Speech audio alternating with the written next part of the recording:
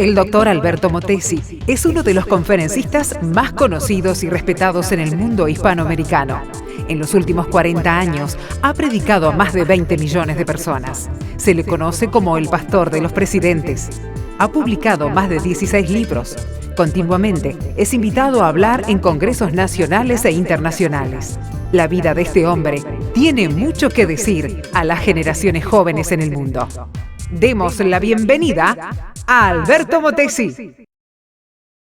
Que los cumplan feliz, que los cumplan feliz, que el Señor le bendiga y le haga feliz, doblemente feliz, doblemente feliz, que has nacido de nuevo, doblemente feliz.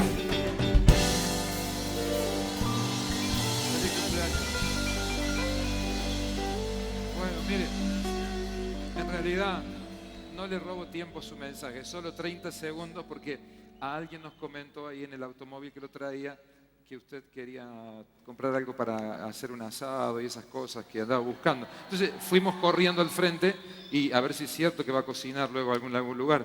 Aquí tiene todos los menesteres para hacer un asado, por favor, así que tiene entrada todas las cosas. ¿Está bien? A ver si es cierto, ¿eh? Ay, gracias. Que Noemí nos cuente después, a ver si cumple. Gracias, Alberto. Muchas gracias. Muy Gracias. amable, muy amable. Muchas gracias. Wow, ¿qué? ¿Me lo pones ahí en la Yo silla? se lo tengo. Pero me lo devolvés después. Se lo devuelvo. Y cumpla, haga el asado. Sí, lo voy a hacer. Listo. Wow, qué sorpresa.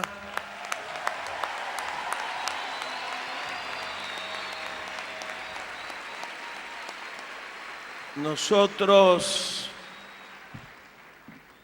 viajamos continuamente, casi cada semana del año estamos en alguna parte del mundo, pero en muy pocos lugares experimentamos tanto amor como en la bella ciudad de Córdoba.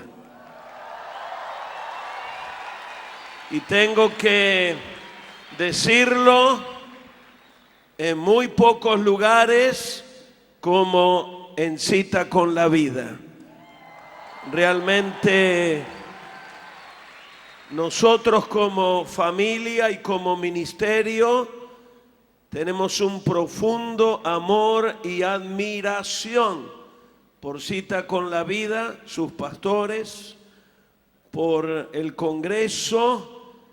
Y qué sorpresa me han dado. Yo mencioné lo del asado argentino, es que vivimos en una cultura un poquito diferente, pero no me hace falta más comida, Sergio. Por eso dije, no prendan la pantalla porque me ensancha demasiado, pero muchas gracias. Cumplimos hoy 72 años y quiero declarar que me siento, por la gracia de Dios, en el momento de mayor intensidad de toda mi carrera. Después de 52 años de ordenado al ministerio, estamos entrando a los proyectos más grandes de nuestra carrera y viviendo tan intensamente como un muchacho de 30 años. Así que te animo a servir al Señor con todo tu corazón. Cuando sirves a Dios, tus días se alargan, tus años son buenos, tu energía se agiganta. Necesitamos gentes determinadas a servir a Dios con todo el corazón. Estarán aquí en Córdoba 2014. Quiero que levantes tu mano y repitas bien fuerte: Padre amado, no les oigo, Padre amado, recibo la palabra, palabra de fe, palabra de santidad, palabra de avivamiento, palabra de reflexión, palabra de desafío. Bienvenida mi alma, palabra del Dios viviente. Te recibo ahora, te recibo ahora en el nombre de Jesús. Vamos a Lucas capítulo 19, verso 41. Evangelio de Lucas capítulo 19, verso 41. Está hablando de el Señor Jesús. Verso 41 dice: y cuando llegó cerca de la ciudad, al verla, lloró. Lloró sobre ella. Y cuando llegó cerca de la ciudad, no se entretuvo en pachanga evangélica, no perdió el tiempo en entretenimiento religioso, no fue a calentar el asiento en una iglesia evangélica. Y cuando llegó cerca de la ciudad, al verla, lloró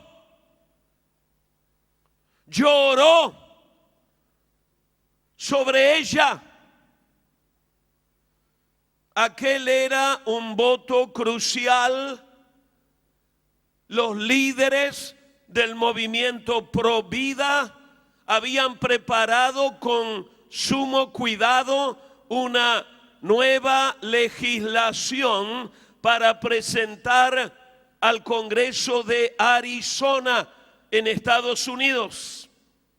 David Everett, director de los Centros de Embarazos en Crisis, y otros líderes pro vida habían hablado con cada uno de los representantes del gobierno.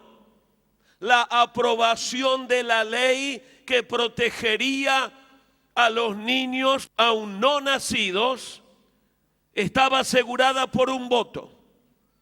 Pero el día de la votación hubo una demora en el proceso legislativo, y el legislador que tenía el voto decisivo, Jim Ratiff, se sintió enfermo repentinamente y tuvo que abandonar el Capitolio 15 minutos antes de la votación. El Congreso votó en su ausencia y la aprobación de la ley fracasó por un voto. A causa de la circunstancia poco común, la votación se repitió días más tarde. Nuevamente, los partidarios pro vida estaban seguros del éxito. Sin embargo, a último momento y ante el asombro de todos, Stanley Rigget, que era un sí seguro, cambió su voto. La legislación para proteger a los niños aún no nacidos fracasó por un voto. El doctor Gary Kinneman, autor de muchos libros sobre guerra espiritual, es parte de la junta de directores de nuestra asociación evangelística. Escribió lo siguiente: en los cientos de horas que he pasado frente a una computadora, mi equipo solo se estropeó 2 veces. Una vez cuando acababa de escribir un folleto sobre la liberación de la opresión espiritual, y la otra cuando estaba escribiendo un material sobre el señorío absoluto de Cristo. En cada caso, dice él, mi equipo se bloqueó de forma inexplicable y perdí todo el material que contenía. ¿Fue solo una coincidencia? Durante mucho tiempo, en nuestras cruzadas mayores, sufrimos problemas climáticos, lluvia tras lluvia, tormenta tras tormenta. El colmo fue en Managua, capital de Nicaragua. El tiempo de la cruzada, la época seca del año. Históricamente jamás llueve en ese mes del año, pero no solo llovió torrencialmente todos los días, incluso inexplicablemente allí llovió hielo, cayó granizo. ¿Fue solamente una coincidencia? En esa misma cruzada casi todo el equipo se enfermó, incluso algunos a nivel de alucinaciones. ¿Fue solamente una coincidencia? Un grupo de amigos fueron para grabar la cruzada, registraban escenas bellísimas durante el día, ponían en la noche las cámaras a trabajar, pero no funcionaban.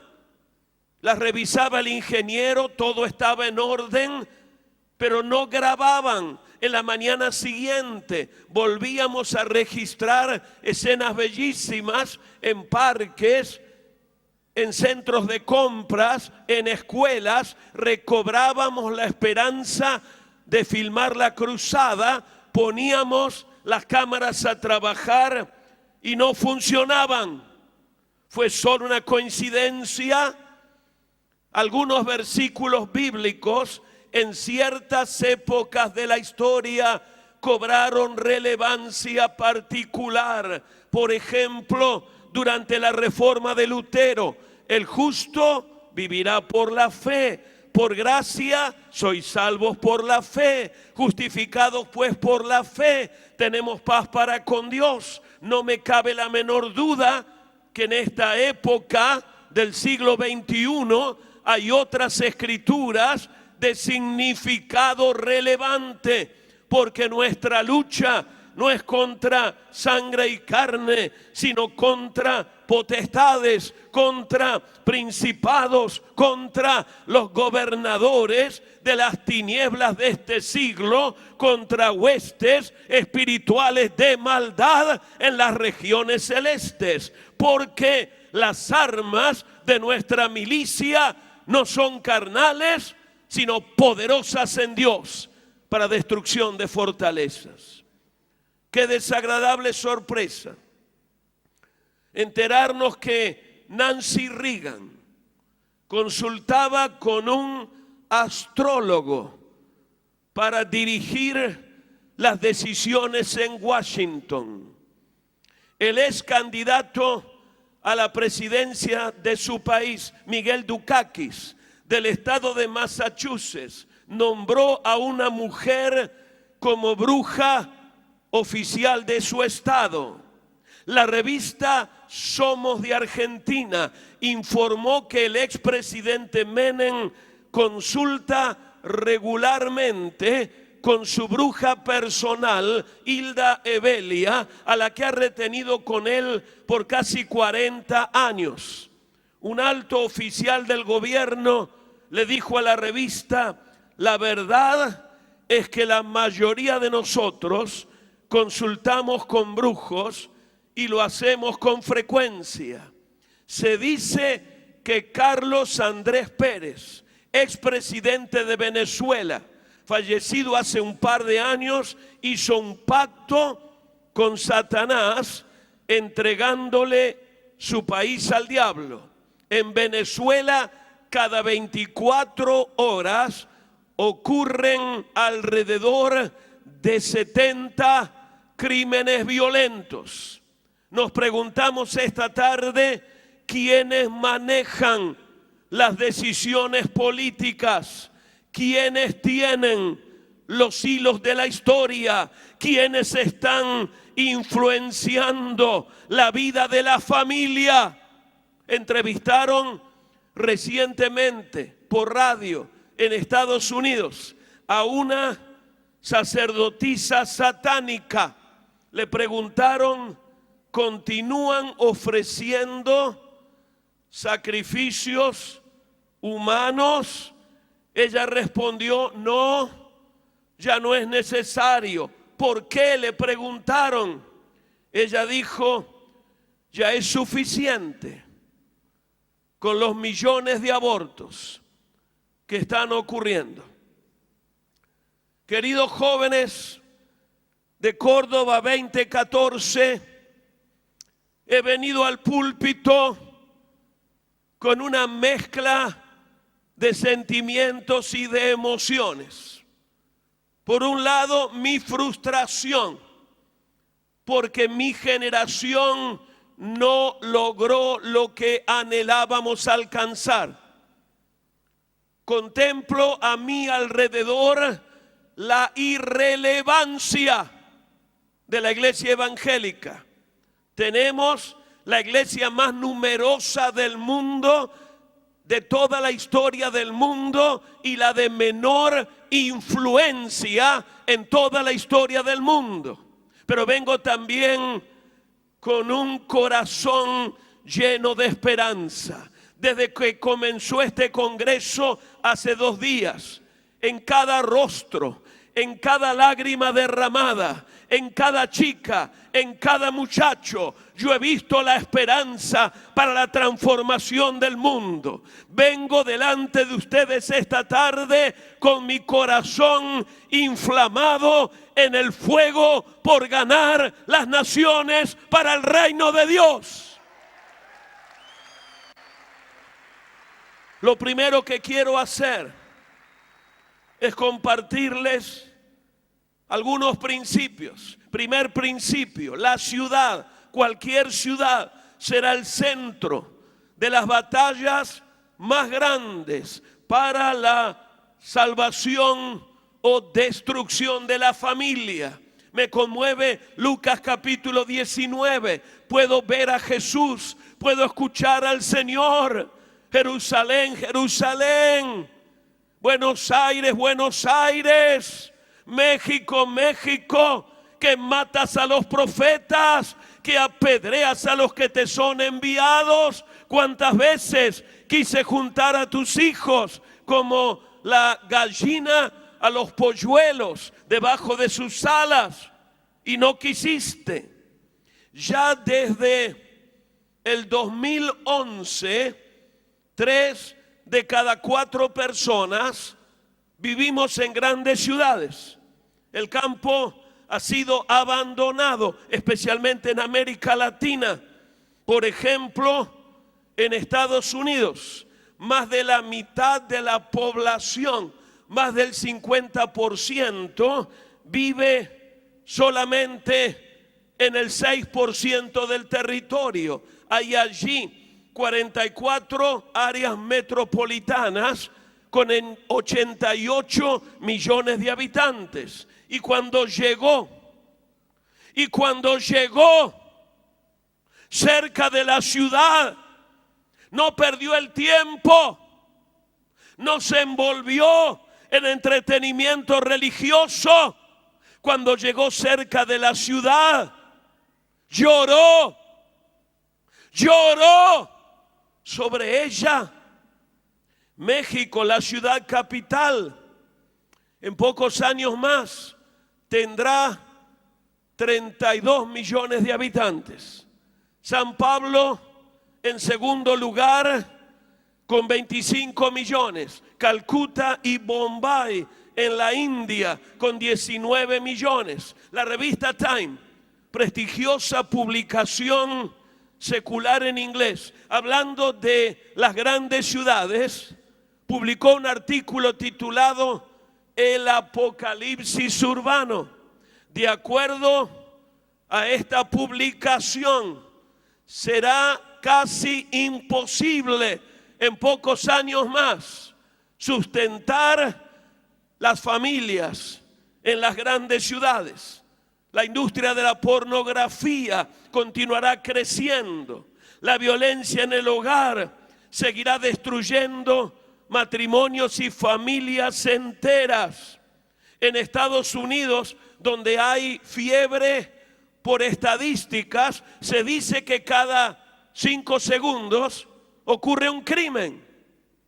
Una mujer es violada, un niño es abusado, un anciano es golpeado, una casa es robada, un automóvil es asaltado cada 5 segundos.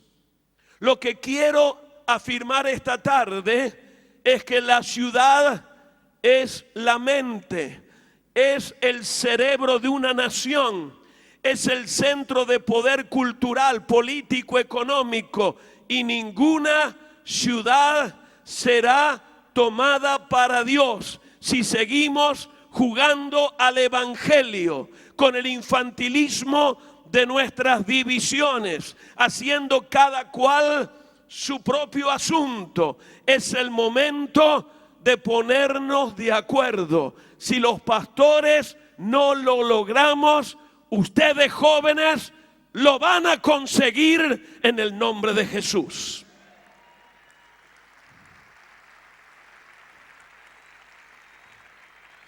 El segundo principio: el pecado trae maldición a las naciones, incluyendo aún a la naturaleza.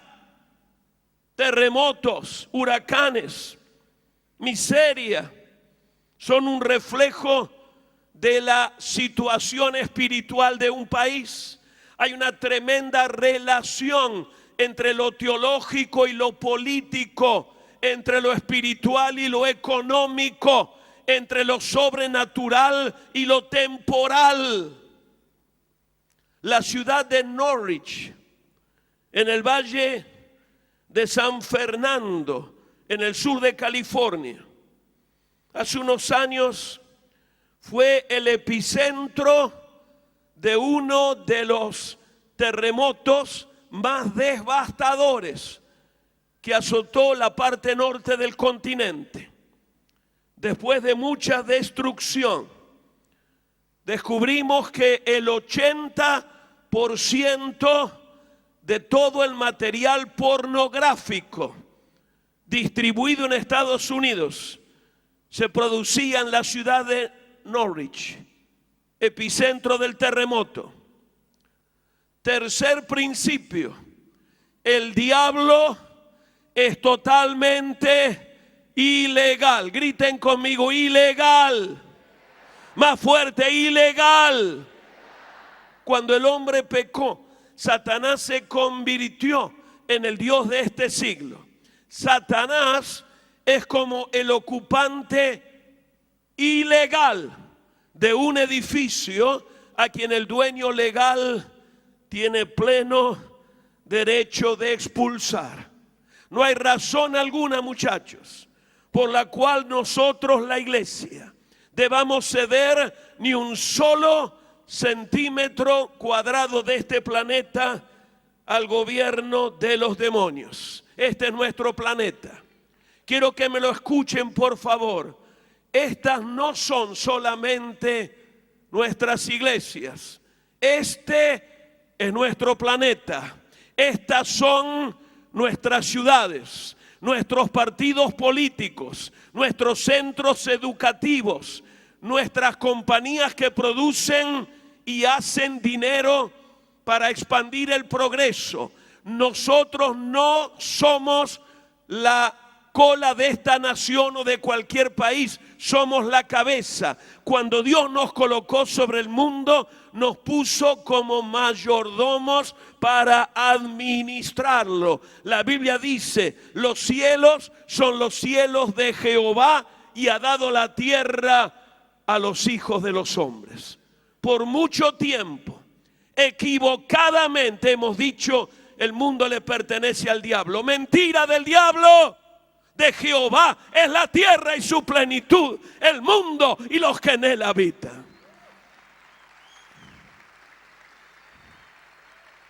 ¿Lo cree conmigo? Habrá gente atrevida que lo crea aquí en Córdoba 2014. Yo quiero que ponga así su brazo, estire el dedo, no sonríe, póngase bien serio y grite con toda su fuerza. Repita: óyeme, Satanás, estás derrotado, eres ilegal, el mundo no te pertenece, Dios lo creó, me lo dio por heredad. Fuera de mi ciudad, fuera de la política, fuera de la economía, fuera de la universidad, fuera de la Corte Suprema, fuera, fuera, eres ilegal. El mundo le pertenece a Dios. Yo soy heredero de las naciones. Dale fuerte el aplauso al Señor.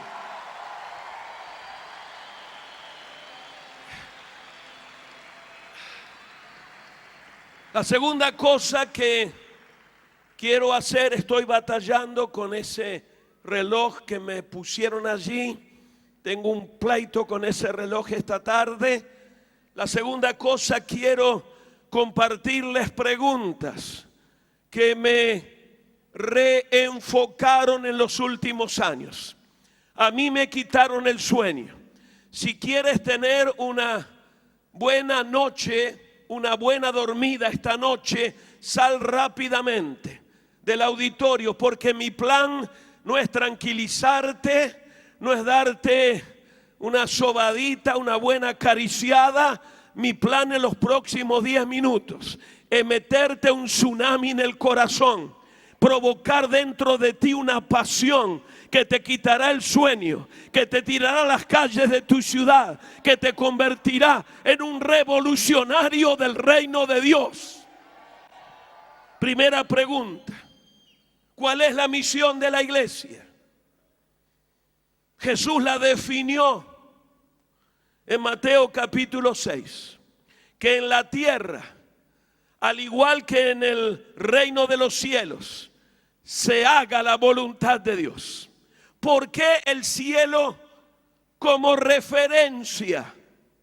Porque en el cielo ya no hay rebelión. Toda rebelión ha sido sofocada. Nuestra tarea no es solamente ganar almas para Cristo, acumular almitas dentro de la iglesia y nos creemos la mamá de Tarzán cuando tenemos mucha gente. Esa no es solo nuestra tarea. Nuestra tarea es traer toda esfera de la vida bajo el gobierno del Rey de Reyes y Señor de Señores.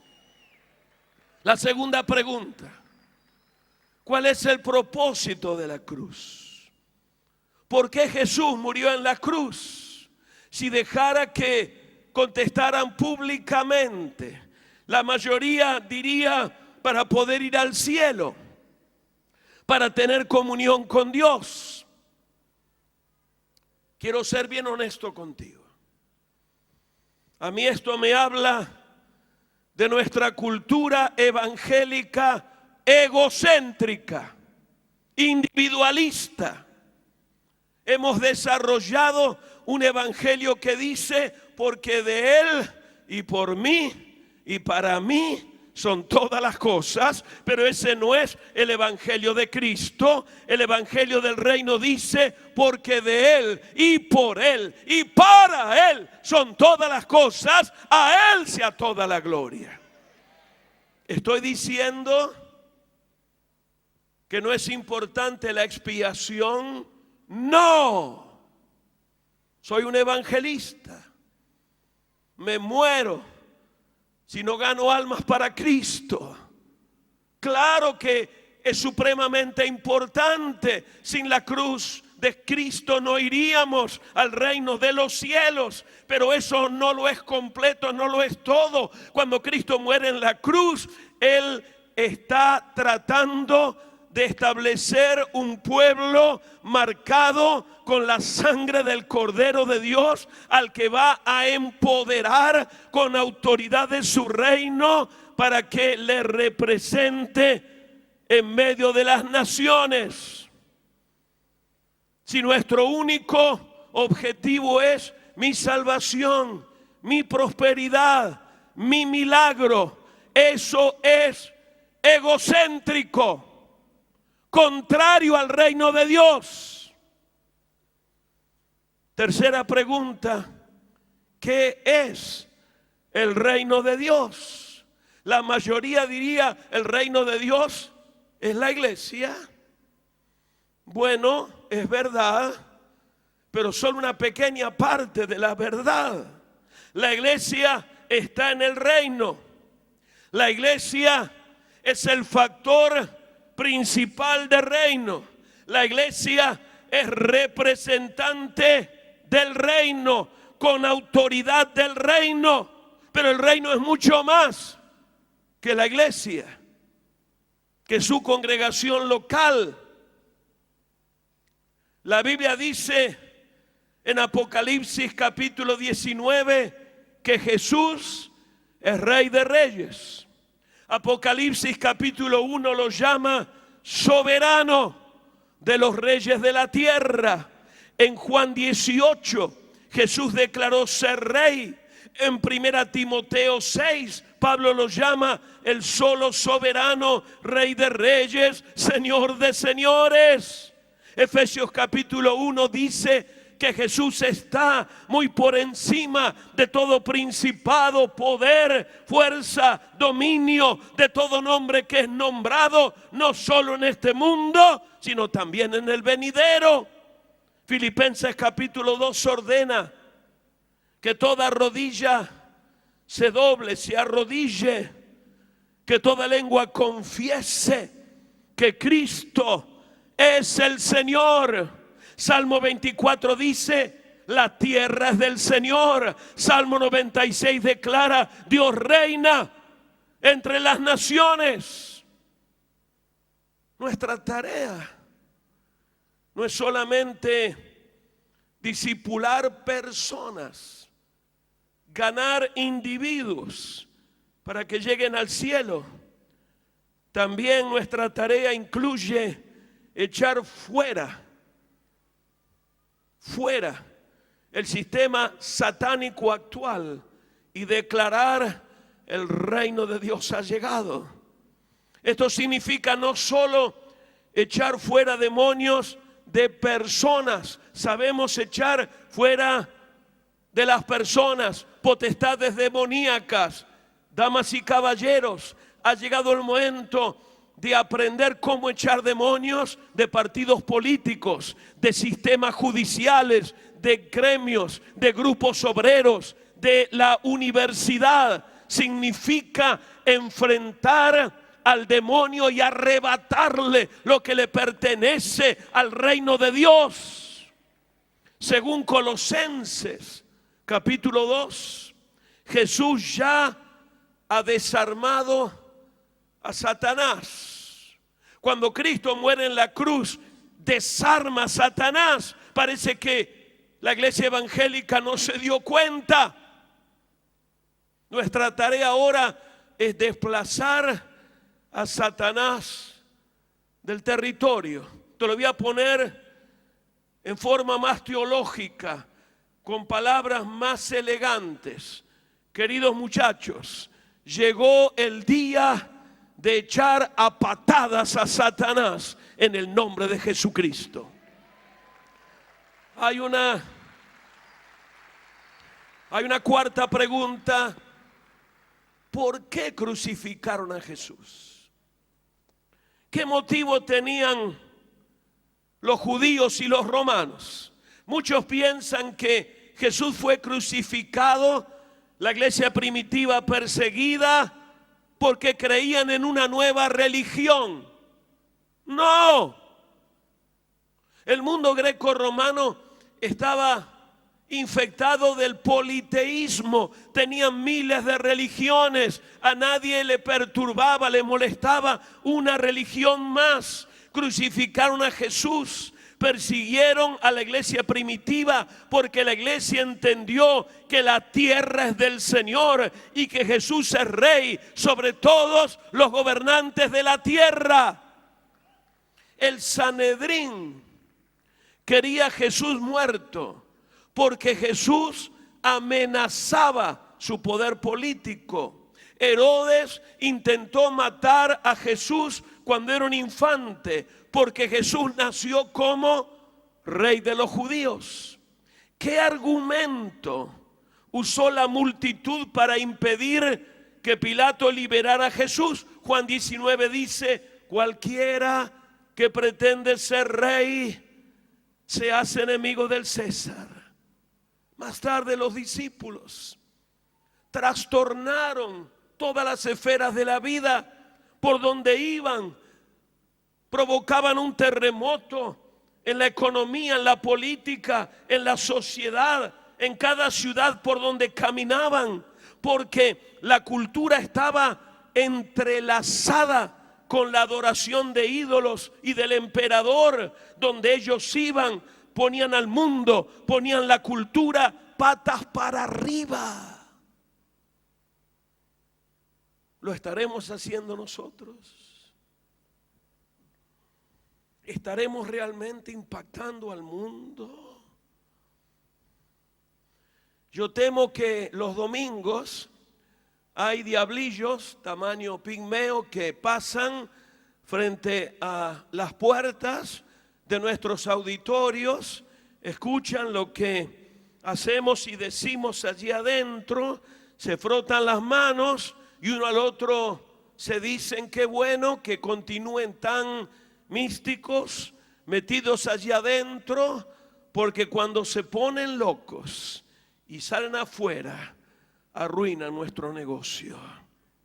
Creo que llegó el día, queridos jóvenes, de entender que cuando Dios planea la iglesia, no la planea puertas hacia adentro, la planea puertas hacia afuera. La reunión del domingo no es lo más importante. Nosotros los predicadores nos preocupamos tanto por la mejor asistencia, por la mejor ofrenda, por la mejor presentación en plataforma. Dios está más interesado en lo que hacemos el lunes, el martes, el jueves, en la calle, en la universidad, en el gremio, en la fábrica, en el mundo entero. Hay gente que se emociona cuando oramos por ellos y caen al suelo. Francamente, a Dios no le importa tanto que te caigas al suelo. Dios está más interesado en lo que vas a hacer cuando te levantas del suelo. Es que llegó la hora de acabar con estar encerrados dentro de la iglesia. La tercera cosa que quiero hacer es compartir montón de ideas. Este es el mensaje más desordenado que he predicado en toda mi vida. Estoy abriendo mi corazón. Mi corazón está herido, pero está en fuego y también está lleno de esperanza. Hoy viven en el mundo más cristianos que la suma de todos los cristianos que vivieron a lo largo de la historia. Te lo quiero repetir: hoy actualmente viven en el mundo más cristianos que la suma de todos los cristianos que vivieron a lo largo de toda la historia. Me pregunto, ¿dónde está el poder para influenciar, para transformar comunidades que Pablo, Patricio, Calvino y muchos otros experimentaron en su tiempo? El siglo XX fue la época del crecimiento numérico más grande en la historia del cristianismo. Enormes cruzadas, iglesias por doquier, la toma de medios masivos de comunicación, pero también fue la época más sangrienta en la historia de la humanidad. Vimos las dos primeras guerras mundiales, el Holocausto, el surgimiento del comunismo y el fascismo, el reinado de regímenes totalitarios que volvieron a los hijos contra los padres. en nombre de la revolución cultural. Los campos de exterminio del sureste de Asia, el intento de genocidio en los Balcanes y Ruanda, el nacimiento del extremismo islámico son solamente unos pocos ejemplos del poco progreso de la humanidad. En el siglo XX murieron el doble de cristianos como mártires que los que habían muerto en los anteriores 1900 años.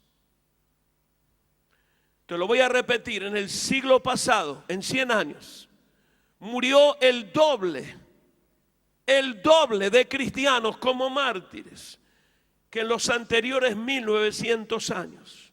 Yo me pregunto, ¿por qué el evangelio ha sido tan irrelevante en la cultura? Hemos tenido gloriosos avivamientos. Millones cambiaron sus vidas perversas por vidas santas. Las iglesias crecieron. Sin embargo, es difícil encontrar un avivamiento que haya durado más que unos pocos años. Los avivamientos con Wesley, Finney, solo perduraron décadas. Avivamientos más recientes como el de Gales o Calle Azusa solamente perduraron unos pocos años. En 1954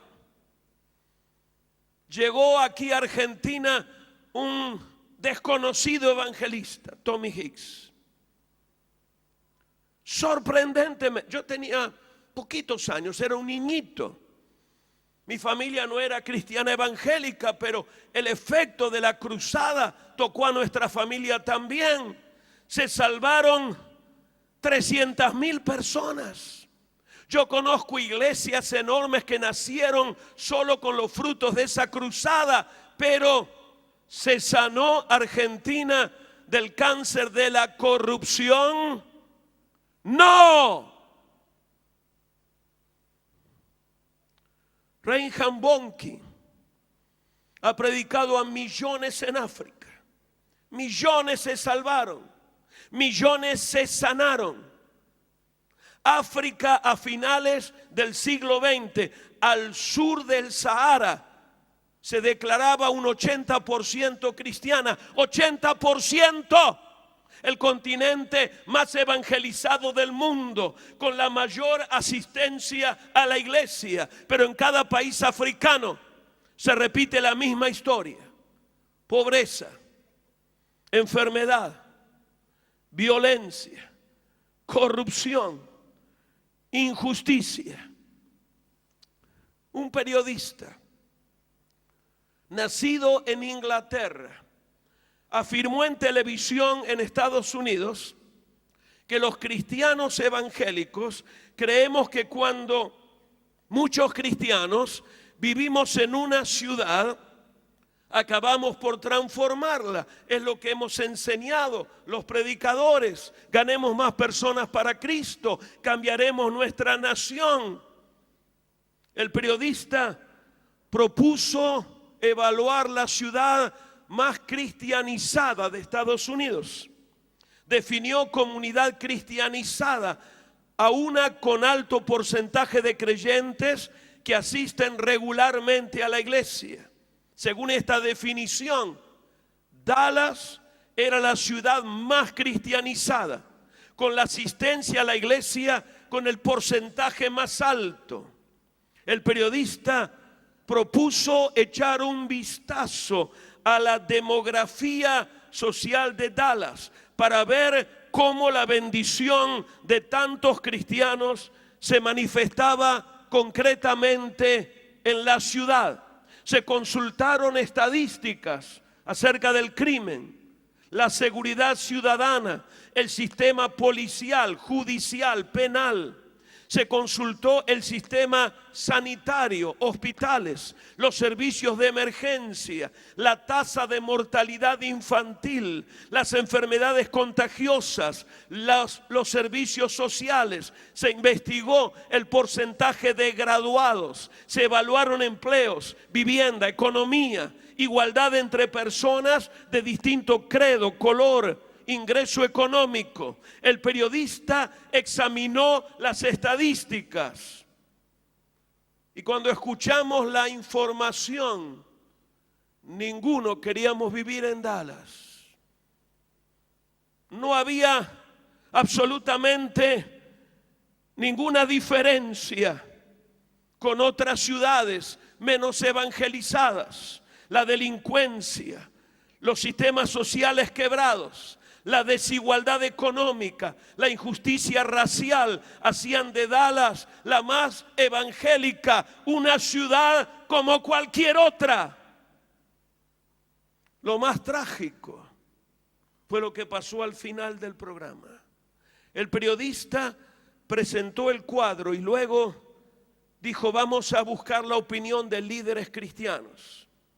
Llamó a los que nosotros consideramos padres de la iglesia, líderes referentes. Su pregunta a ellos fue: como líder cristiano, ¿qué tienes que decir acerca de la condición de tu ciudad? Sin excepción, con diferentes palabras, todos respondieron lo mismo: no me incumbe. Yo soy un líder espiritual. Es como si hubieran dicho que el mundo se pudra. Mi trabajo es llenar las bancas de mi iglesia. Yo quiero tener el edificio más bello y el ministerio más prestigioso de mi denominación. Mi preocupación está en mi propio crecimiento como persona del gremio eclesiástico. Colosenses capítulo 1 dice: y por medio de él, de Cristo, reconciliar consigo todas las cosas, así las que están en la tierra como las que están en los cielos, haciendo la paz mediante la sangre de su cruz. En Mateo capítulo 6, Jesús enseñó a sus discípulos a orar: venga tu reino, hágase tu voluntad, como en el cielo, así también en la tierra. Me queda tan poco tiempo.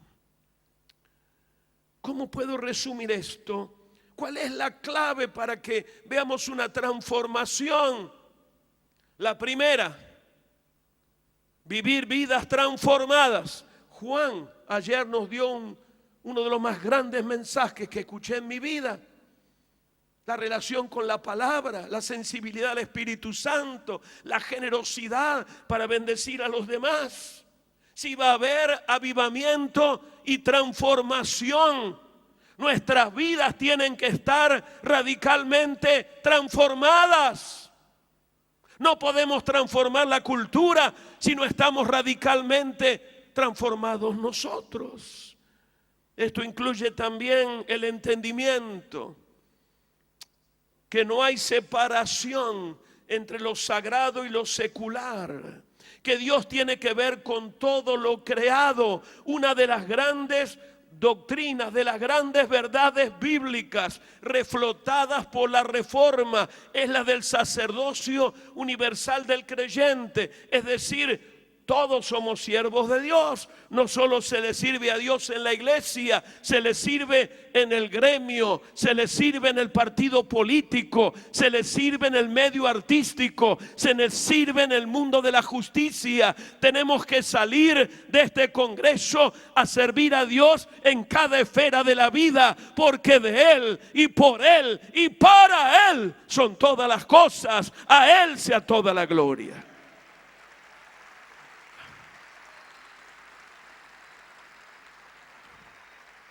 La desolación que vemos en el mundo, expresada de forma brutal en el tercer mundo: corrupción, presidencialismo, falta de democracia, pobreza, violencia, y expresada sutilmente en naciones del primer mundo, con leyes liberales, con cortes supremas de justicia supremamente liberales, con 55 millones de abortos en Estados Unidos.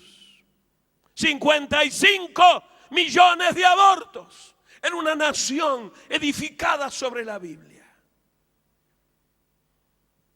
Expresada sutilmente también con el avance vertiginoso de la agenda homosexual.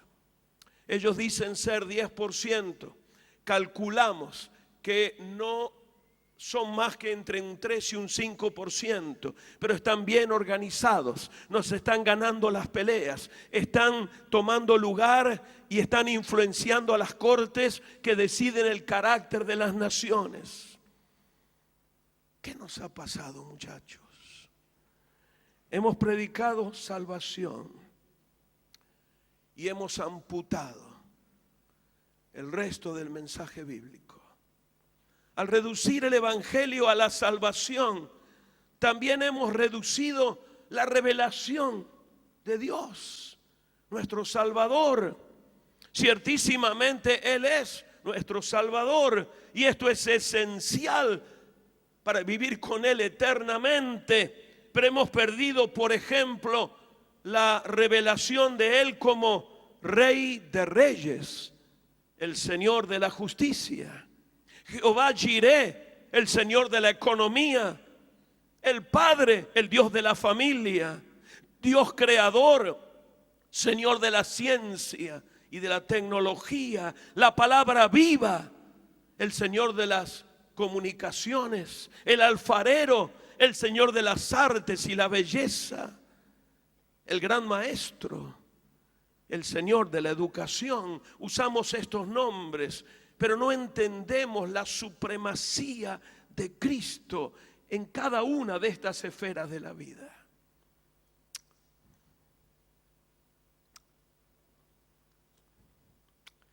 Quiero pedirles perdón.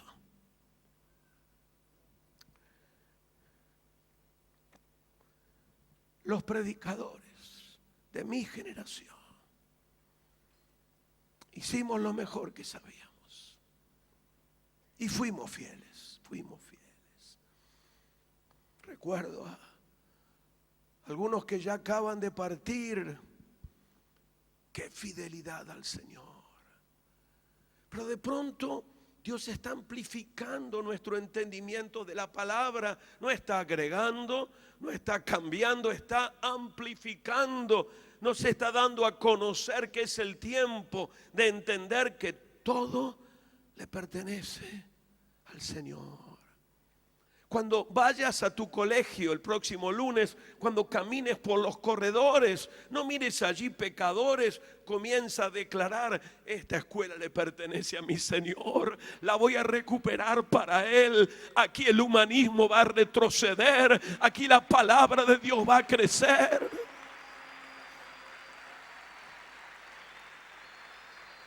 Todo le pertenece a Él. La ecología, la naturaleza, la tierra, los cultivos, el ganado, los minerales, la vida entera fue creada para expresar la gloria de su nombre. Perdónenos, jóvenes. Perdónenos por este énfasis egocéntrico, individualista. Mi salvación, mi milagro, mi prosperidad. ¡Qué torpeza! El ser humano no es el centro del evangelio del reino. El centro del evangelio del reino es Él, su gobierno, su señorío, su majestad, sus derechos. A Él sea toda la gloria. Yo no sé usted, pero yo estoy listo para lo que Dios me pida. Tengo 52 años de ordenado al ministerio, pero me siento como que hoy estoy empezando. Como que en esta mañana Jesús me salvó y en este mediodía me llamó a predicar el evangelio, y veo delante de mis ojos la oportunidad más asombrosa de toda la historia del cristianismo.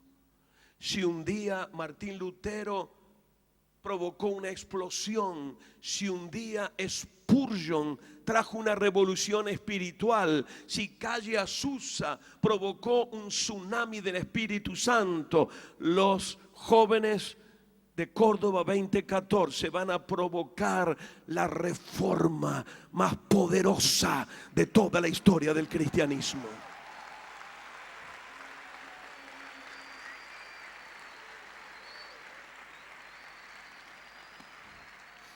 Siento que Dios me dice, cállate la boca ahora. Vamos a cerrar los ojos. Él está aquí en esta tarde. Siempre Él optó por la locura de usar seres humanos. Es algo loco.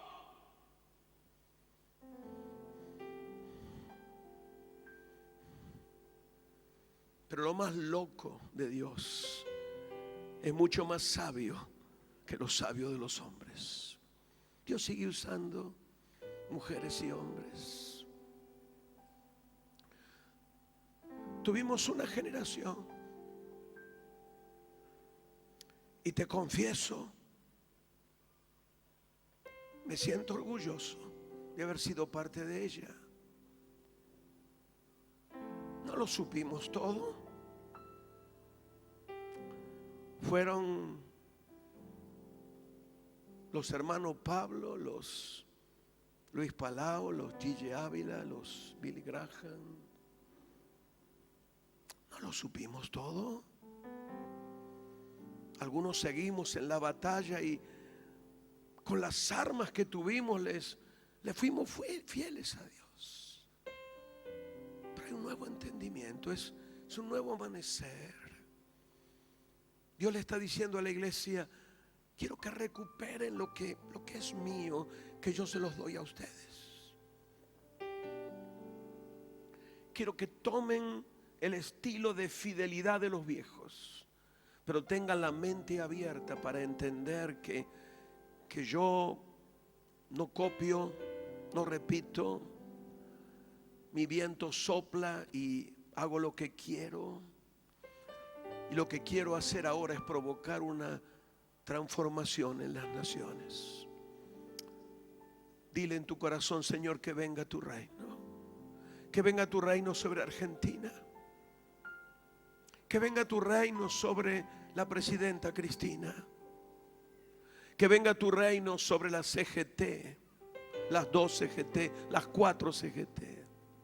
Que venga tu reino sobre el justicialismo, el radicalismo, los partidos políticos. Que venga tu reino sobre las universidades.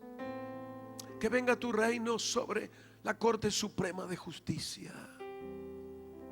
Que venga tu reino sobre los púlpitos.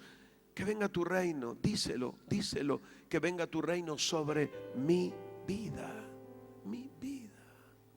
Mi vida.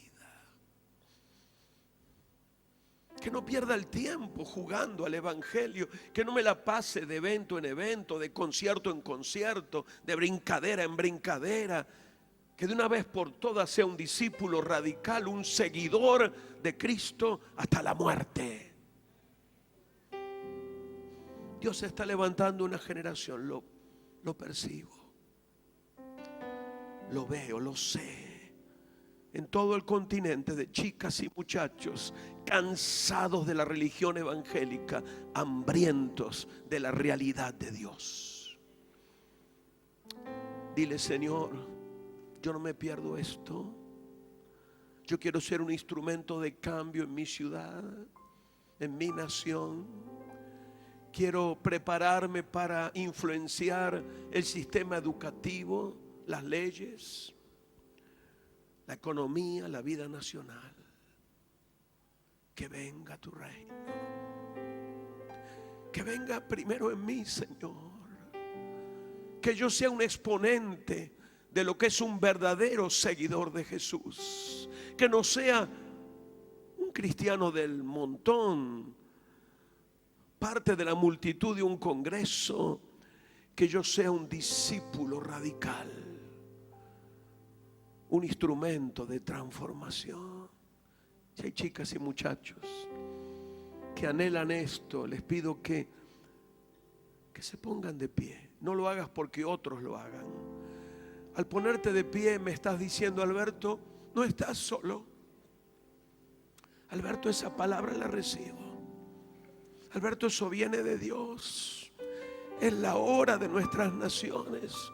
Hemos dedicado demasiado tiempo puertas hacia adentro de la iglesia. Hemos desarrollado cosas bellísimas en la iglesia.